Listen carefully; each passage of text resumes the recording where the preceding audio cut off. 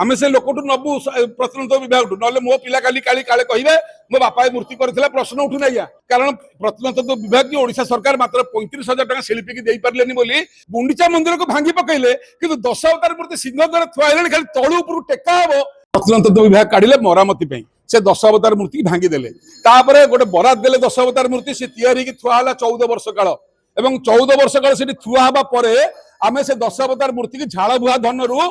35,000 टका देकर किणिक आनिक सिंह द्वारा थोइलु कारण प्रत्नतत्व विभाग की ओडिशा सरकार मात्र 35,000 टका शिल्पी की दे पारलेनी बोली शिल्पी पाखे रहिला 14 वर्ष काल 10 अवतार मूर्ति आमे ताकू आनिक हाथ खर्च कर देइचु किंतु से पैसा आमे दबुनी आमे से लोकटू नबू प्रत्नतत्व विभाग ना मो पिला काली काली काले कहे मो बापा मूर्ति करथिला प्रश्न उठू ना आमे देइचु सामयिक बेगा खराब हेबेनी अहंकार काले हेजिवो तेणुक 10 अवतार मूर्ति सिंह द्वार बंद आनिबा दायित्व जगन्नाथ सेनार थिला आमे नै आइलु आमे ताऊ नै ऊपर लगेई परिबुन ना सेटा प्रत्नतत्व विभाग लगेइबो सेटा ओडिशा सरकार लगेइबे सेटा अरविंद पाढ़ी लगेइबे अरविंद पाढ़ी ठिकादार मानक संतुष्ट करिया वीआईपी को संतुष्ट करिया गुंडीचा मंदिर को भांगी पकईले किंतु 10 अवतार मूर्ति सिंह द्वारा थुआइले खाली तळु उपरु टेका हबो सेटा ताकू देखा जाउनी अरविंद पाढ़ी आखिरे कोन दिया हिची माड़ी आपण देखि पारु नथि मु भी जानि पारुनी ठीक अनुभव करंतु सुप्रीम कोर्ट कहिसंती